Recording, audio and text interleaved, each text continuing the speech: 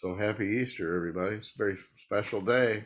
And I found an article when I was preparing today uh, by a woman by the name of Leah Lively. It's on a site called crosswalk.com. And I thought it was kind of an interesting article to go over. It's 5 reasons the resurrection is important for your life today.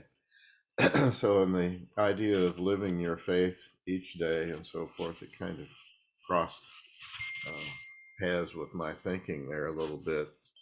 So what I'm largely going to do is be reading from this article with an opportunity to have some discussion there and questions and so forth. So every year at Easter, Christians refocus on the cornerstone of our faith, the death and resurrection of Jesus Christ. However, it's easy to forget the significance of the resurrection as we celebrate with baskets, eggs, and bunnies, as we've already done here this morning. And it's especially hard to live in the hope of his resurrection throughout the year as life brings inevitable challenges. And we certainly seem to have our share of challenges with health. People have health issues. COVID over the last couple of years, all the related changes that have come about because of COVID, the current war, as though there's only one war. There seems to be a war everywhere all the time, ideological division, and so forth. So it's especially hard to live in hope during all of that. Whether you're preparing for Easter or just preparing your heart for the day, it's helpful to recall that Jesus just didn't come to earth only to die and rise again. He came so that we could live our lives fully with him each day, resurrected. So this whole article here is about 5 reasons the resurrection is important for your life. In John 11, Jesus came to see his friends Mary and Martha because their brother Lazarus had died. The story ends happily with the physical resurrection of Lazarus, but before commanding his friend to come out of the tomb, Jesus had a conversation with Martha. He tells her that her brother will live. Jesus says, "I am the resurrection and the life." He wasn't talking about his future resurrection or Lazarus's future resurrection at the end of time. Jesus wanted Martha and all of us to understand that when we place our lives in his hands, we will raise them up again to live a fulfilled life in the present. So it really got me thinking about this the resurrection, daily resurrection, repetitive resurrection in different ways here. Our sin causes us to die spiritually because it separates us from a real relationship with God. We can lose all hope in ever having the life we were ever called to live.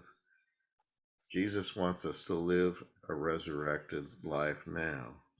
So that's sort of the leading into this thing. The 5 reasons, and I'll go into them a little bit more, but number 1, Jesus came to resurrect your hope, came to resurrect your calling, came to resurrect your faith, he came to resurrect your joy, and he came to resurrect your life. So the first one here came to resurrect your hope. In Luke 3, John the Baptist had been preparing the people for the coming of the Messiah since King David. The Jewish people had gone through hundreds of years of turning away from God, turning to him, then away from him again. So this back and forth. And I can see that in myself sometimes. My faith is like, things are going pretty well, I don't have to worry about it, then I have to really work in there. In anger, God drove the people into exile. Their land and homes were destroyed. They were taken over by foreign powers. Ultimately, they were able to return and rebuild Jerusalem, but eventually the Roman government gained control of the area. The people, without hope, held on to the promise of the coming Messiah, a warrior. Their perception was, in their mind, that Jesus was going to come as a warrior, and we've discussed that before, who would deliver them from Roman rule and return Israel back to wealth and power. John proclaims the words of hope from the prophet Isaiah, a voice crying out in the wilderness, "Prepare the way for the Lord, make his path straight. Every valley will be filled, and every mountain and hill will be made low. The crooked will become straight, the rough ways smooth, and everyone will see the salvation of God." I made a note to myself here where it said every valley will be filled. And I thought, filled with what? I'm not sure what that's about. Anybody have any ideas there? Maybe with grains and fruits and crops. Yeah. Trying to think what valleys are filled with besides water. Well, Right. or I think of valley as being a kind of a hole, and every hole will be filled. You know, every hole in your life, Yeah, Well, a I think metaphorical low spot. Yeah, down point. yeah. Hi, well, sir. I think more of I'm a half, the glass is half full kind, and I think it's more of it's a fertile land. There's a lot to do with it. Mm-hmm. Yeah. Well, the Messiah was already resurrecting hope in the lost people as John prepared them for his coming. Maybe your life right now is deflating the hope out of you. Unexpected illness, relationship struggles, or the daily grind can make a life of hope more like misery. Everyone reaches a point where you become aware of how your life has become drastically different from where you imagined it would be. It's easy to grow depressed and even make life-altering decisions to change your circumstances. God knew we would need the hope of Jesus. So I think we can all identify with that from time to time with illness and struggles and various things that happen. Any comments about that? I like that God knew we would need the hope of Jesus. Yes. That section concludes with a statement, when sin entered the Garden of Eden in Genesis 3, the coming of Christ became the answer to our lost hope.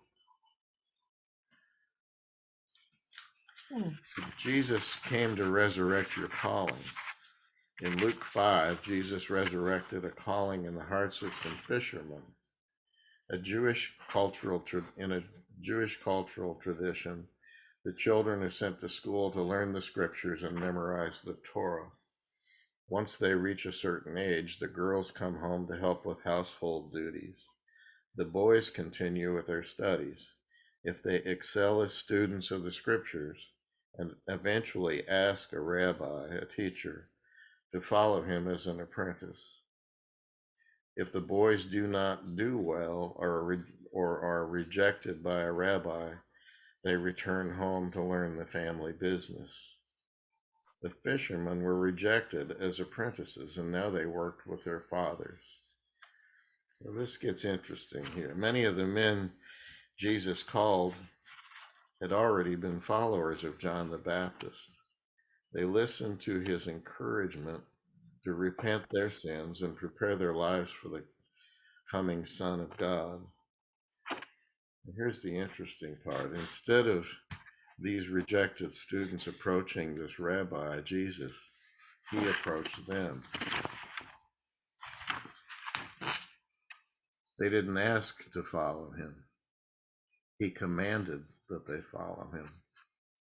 They dropped everything, their livelihood, their family business, to take hold of the second chance to be an apprentice to a rabbi. I had never heard that before or thought of that before. That they were all on a path to become rabbi, and it's only when they didn't make it that they went to the family business. But when I was listening to Bud, what came to my mind was the structure of the accounting profession in the Big Eight, as we called it back when I was in college. There were 8 international firms, and they hired hundreds of newly minted CPAs, or not even CPAs, kids right out of school every year. This was in the days before computers, so I'm showing my age. And the idea was that after 2 years, half of them, it would be determined that half of them were not partner material. And there were ways to ease them into the profession in other ways, because you can't have everybody be a partner. You can't have everybody be a rabbi. There's got to be somebody for the rabbis to teach. And so I kind of have trouble with the word rejection, because that's just the way the system worked. If they'd all been rabbis, who would fish? Yeah, this morning, I don't know, it was just kind of popped in my head, this statement about narrow is the gate, and you were chosen or whatever. But this really fascinates me that he commanded them. They didn't ask to follow. And so many times, I know we're even asked in church, will you be an elder? Will you be this, or will you do that? And without fail, I would say 99% of the time, people say, oh, I'm not good. I can't do that. I don't know how to do that, or whatever. But you're chosen. It's a chosen thing, and their professions and so forth. So I found this statement here from Leo Buscaglia: your talent is God's gift to you. What you do with it is your gift back to God. And somehow that seemed to tie in with this idea of being chosen. Each one of these people were chosen for some reason.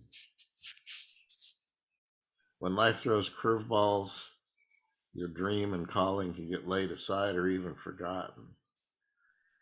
God has called each one of us to live a life that would glorify Him. What dream have you forgotten that you could make steps to resurrect? So again, this idea of resurrecting, living with Christ, accepting His help and guidance. So thoughts, do you have dreams that you might like to resurrect or have resurrected? It kind of reminds me of at the first of the year when you're expected to have a New Year's resolution, and what you want to do, for the coming year, and how many of those actually get accomplished. But I think thinking about the being the story about people training or learning the Torah, and some of them becoming rabbis. I think all of us, and after retirement, it's like all of your life you're going to school and trying to figure out what you're going to do when you grow up, kind of a thing. And really, after you retire, you come to know that whatever you were going to do to make the money, wasn't all that important. What it is you just being a being, and being a person, and living a life, and that what you were doing is kind of secondary in the end. It's what kind of service that you are in. It's sometimes people have a really hard time when their job is 100% of their life, to really have a life when they are retired, and figure out what they're doing. Yeah, you talking about that reminds me of a saying I heard somewhere: we are human beings, we are not human doings. But we like to be doings. Well, this ties into the next statement here. Jesus is calling you to follow him now. Thanks to what you know about his resurrection, you can follow the dream he has for you. So I think that's an interesting thing to meditate on, and I'm sure we all have. What is that dream? That, you know, what's my purpose? What does God want me to do? And sometimes you learn about that just by going through your day and recognizing it. You know, you walk by, you're having lunch next to some table and someone's talking about something, and you raise a conversation with them and you learn about commonalities. It's like last Sunday we were talking about a Miata Club rally where we went out and your sister was there, Yeah. Sarah, and then turns out her sister knows friends of us that we were within 2 houses of Sarah's sister's house. You know, things like that just don't come up unless you raise the questions and are talking as a community and you learn about the commonalities. And so now we've spread that news out to the people who invited us for cake and coffee and said, hey, a friend of ours, you know, is sister is a friend of yours up the street. And you just learn things like that. And I think that the same thing happens with being, you know, of serving God, that you learn of new ways just by what's happening to you every day. You know, it doesn't have to be some kind of spectacular, you know, light shining or electric bolt coming down from the sky. You know, it's the little things that you notice every day and ways that you can help people. And Janet Linhart told a story this morning. You know, we were here for the sunrise service and we're having brunch afterwards. And I asked her how long she'd been a member of Bon Air. And she said, Terry is 48. So I've been here 48 years, because the woman that she shared a room with, when she gave birth to Terry, got to talking about where she went to church. And Janet grew up as a disciple of Christ. And she and Bob had been visiting around and hadn't found a church. Well, this woman who shared a room, who gave birth a few hours before Janet did, was a member here. Mm-hmm. And that's how the Linharts became members, was, you know, in a hospital room, just chatting about church. Barney and Stuart have to leave Okay. soon, so I Yeah. don't know if you want to talk to them about Easter and what the resurrection means to them or anything. I know some of you have to leave early, and Susan's asking if I want to just pause for a moment and ask what the resurrection means to you, which is what I've kind of been trying to do here. But Bernie, any thoughts right now? What the resurrection means to me is basically to be eternally beside God, basically. It is, from a humanistic standpoint, it's given me the freedom to know that I will always be protected, whether alive or after I die. I'm still protected. And that gives me the freedom as a human being to do everything I can to try to follow God's purpose. So that's what it means. Okay, good. Protected from what, Bernie? Protected basically from myself, I guess is the best way to put it. Okay. Knowing the difference between right and wrong, and knowing that we want to do right, we want to serve God, and protected from others, so that I am, what's the word I'm looking for? I'm not afraid ever to do anything that I believe that God would want me to do, accept whatever challenges. That's what I mean. It's an emotional protection more than anything else, I think. And loved. You are loved. Well, that's implicit automatically. I mean, I couldn't have that kind of devotion if I wasn't loved. I mean, and I think that's related to the human side of us, not the spiritual side of us. That being loved is the human thing, not the spiritual thing? I think the way we act out and being in love, being loved. Okay. Yes, we are loved spiritually. Yes. Okay. I didn't mean to confuse you. So, and now remember, I'm speaking off the cuff. Another sip of coffee, and I'll probably think something totally different. So, let's be real about that. Okay, anybody else? Oh, you only choose me, huh? I'll Yeah. choose you. Well, somebody else has to leave early. I Stuart, forget who Stuart. it was. Stuart, Yes. any thoughts? To me, the resurrection is a wonder that someone can love me that much and give me the joy and the hope of life better here on earth, but eternal. But that someone could love that much. That to me is just amazing. Mhm. I, here on earth, I love you, I love you, I love you. But when I lay down my life for you, and for somebody that laid down their life for me and then was resurrected, I just find that awesome. Mhm. It's pure guidance for me. Yeah, and go ahead. Pardon? No, go ahead. No, I was just going to say that his love gives so much, just spiritually, but his guidance, his love for everybody. That's just it for me. Yeah, I remember asking Cindy once that we were talking about the resurrection, and I was saying, well, Jesus resurrected Lazarus too, and she says, yeah, but Lazarus died. Again, yeah. Finally, that Lazarus died again, and that to have a living, that Christ was resurrected and is living today.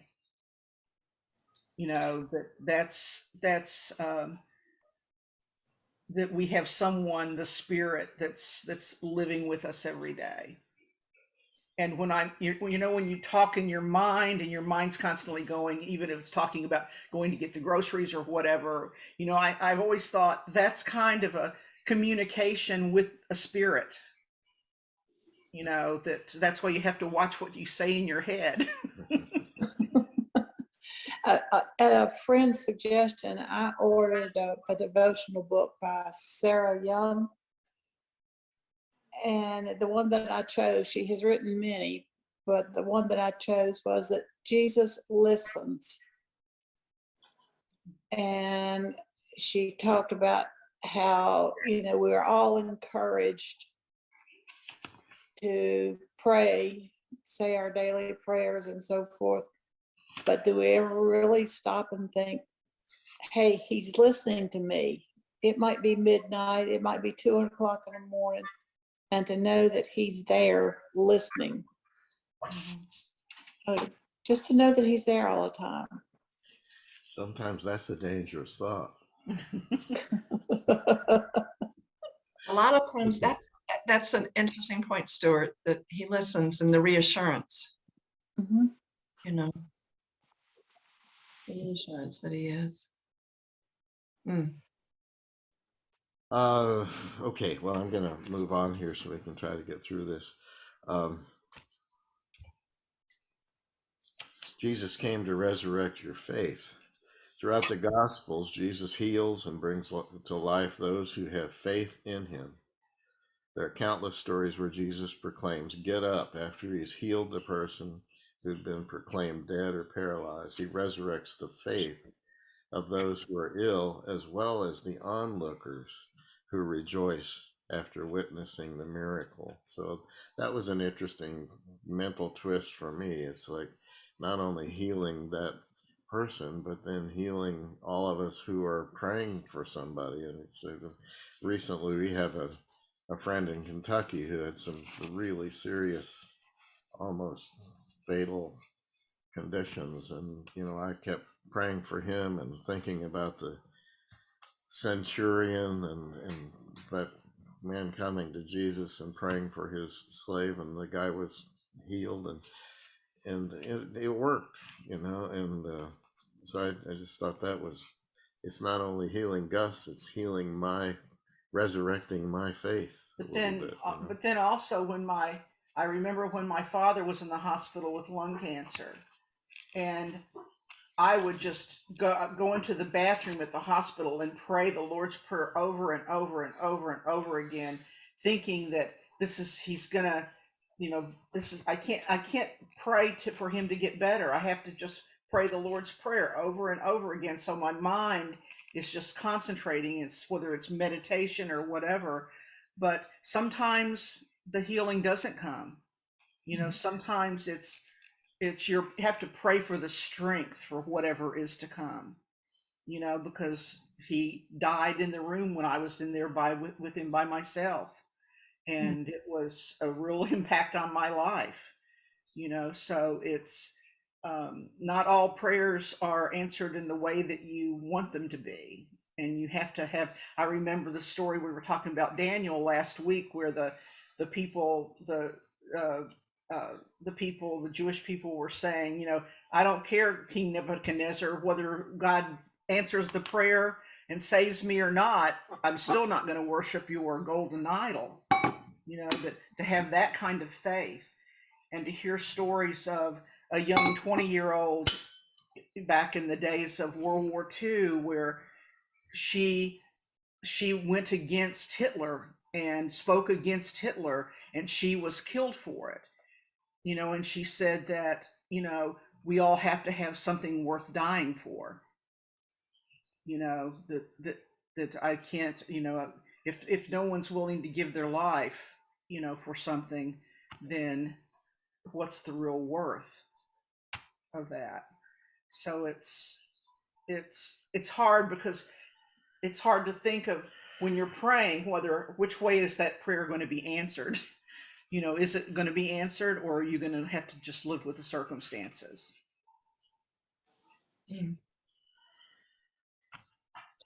Well, moving on here, in Luke 8:43-48, Jesus is on his way to bring a child back to life when a woman reaches out and touches the hem of his robe.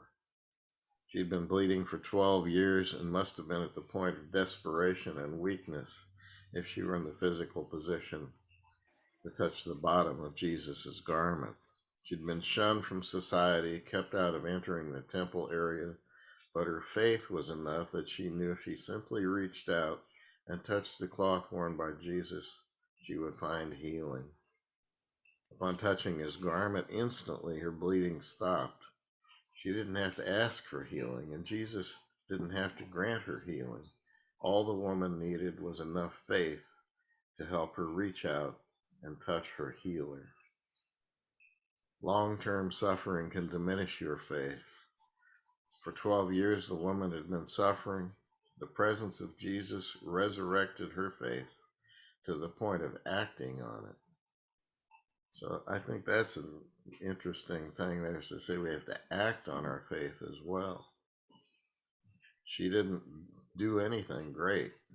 She didn't make a sound. She just reached out. Your faith can be resurrected by reaching out to Jesus through prayer. And I wrote in the side here, if you have enough faith, the thing about the mustard seed.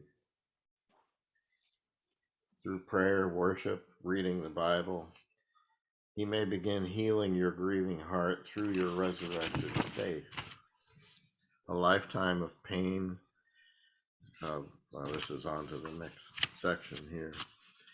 Jesus came to resurrect your joy. A lifetime of pain and rejection, or even current season of turmoil, can take a toll on your joy.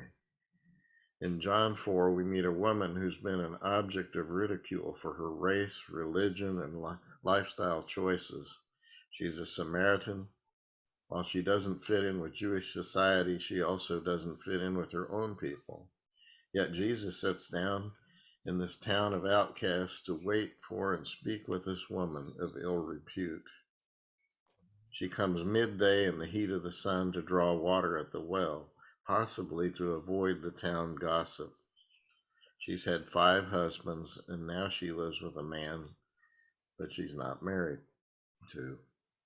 Her lifestyle was one of adultery, breaking one of the 10 Commandments. She was very familiar with those. There was no joy in the life she lived. Jesus' conversation with her changed her life and resurrected her joy. He tells her that he can offer her a well of water springing up in eternal life, everlasting joy now and for eternity.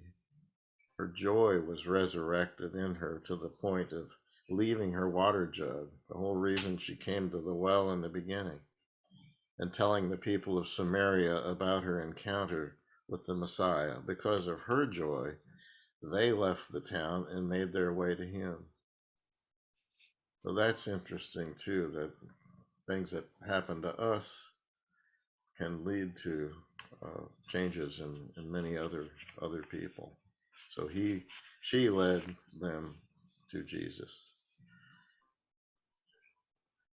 You may have a past you're ashamed of or struggles you wish to change. Jesus can resurrect your joy and change your perspective. Joy that can help you overcome the challenges you face.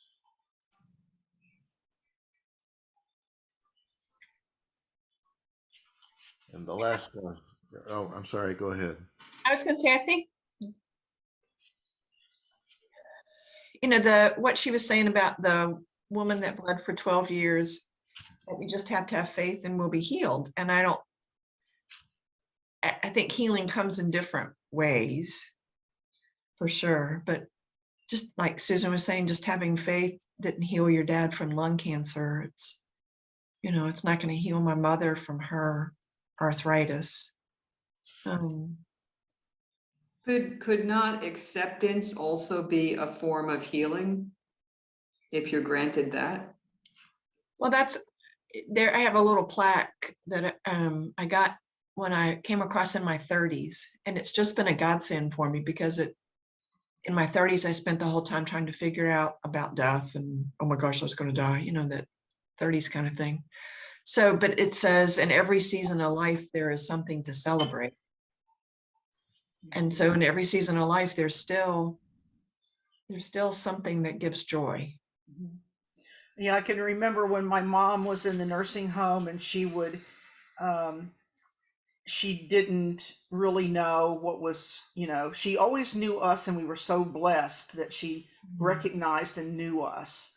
But she would say, she would talk about her mother. Oh, I want to go see my mother. And I says, well, mother, your mother died years and years ago. And so I would constantly be fighting, with her, trying to make her remember, this or that or the other. And then finally, it was a real blessing to just let go of that, and just have conversations with her and not be trying to make her what she wasn't now, that she was still recognized us. There were lots of things that we could talk about, but it was really a light, gave me more of a lightness of heart when we decided, let's not fight this, let's just kind of live with what we've got. If she thinks you're in Chicago, then we're in Chicago. Right. Yeah.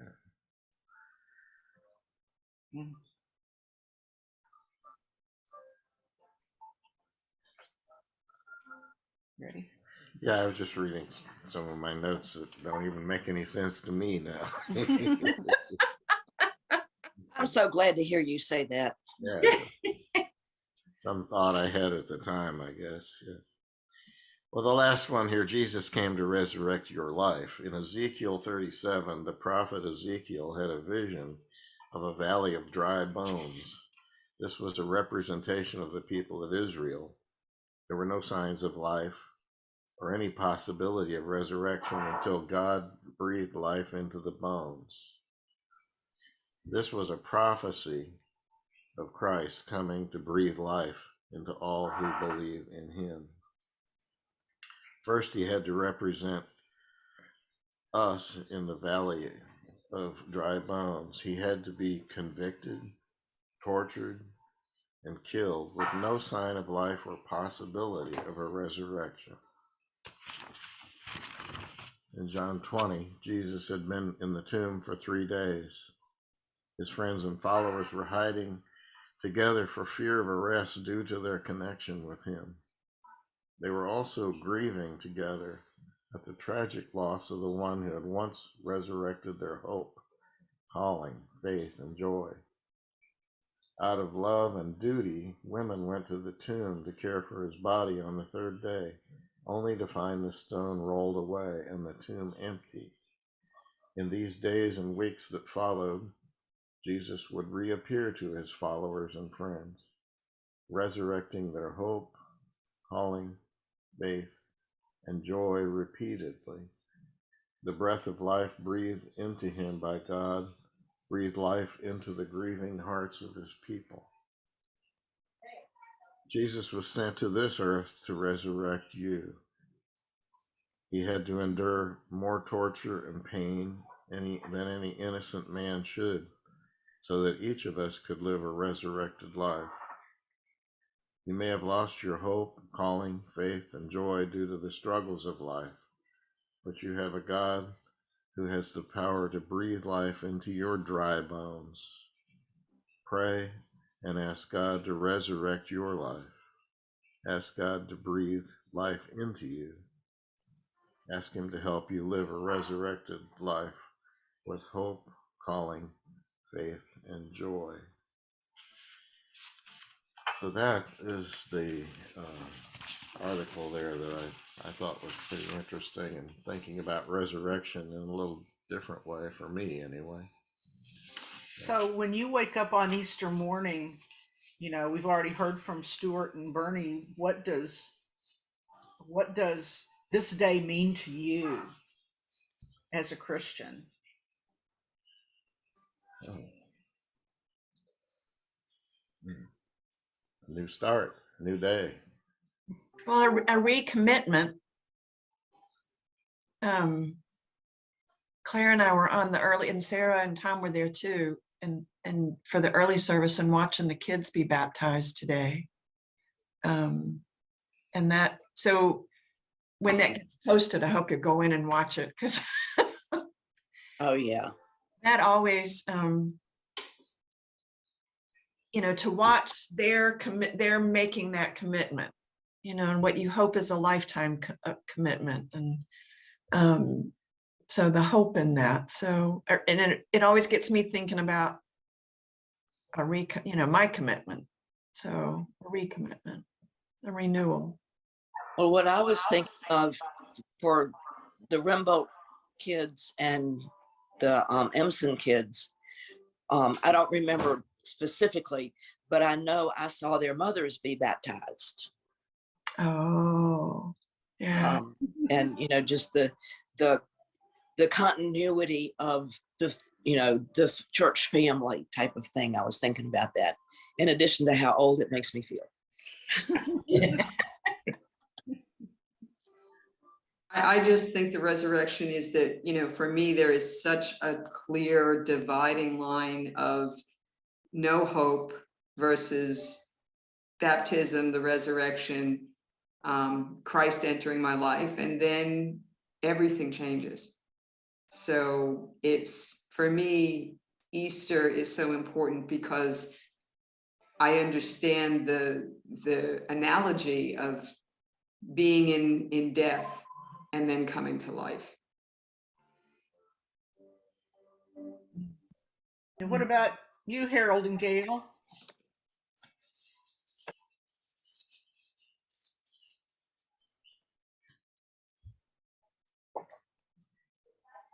Well, I would go with what Christ said about it.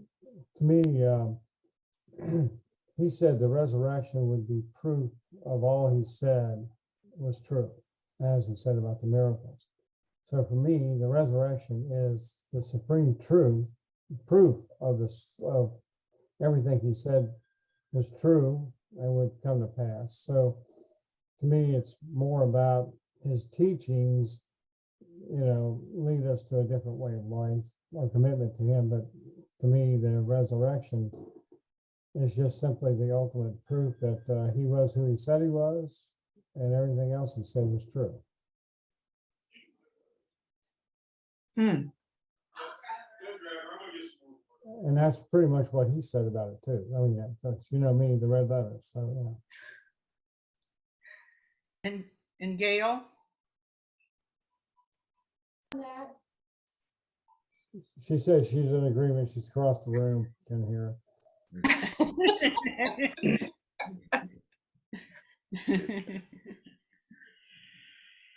I think it's just from church.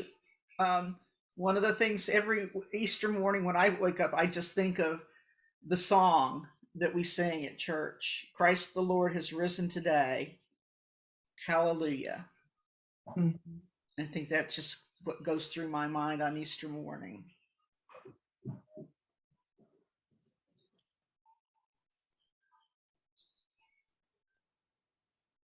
So the celebration. Mm-hmm. Yeah. Yeah.